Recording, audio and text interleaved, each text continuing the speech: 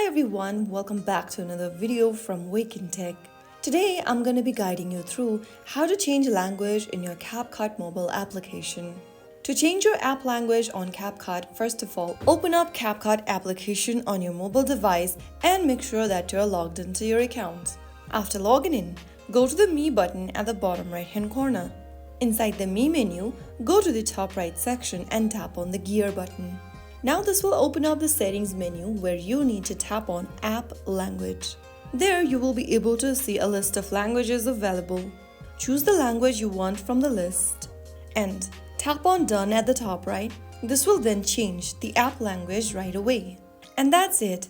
You've successfully changed the language in CapCut.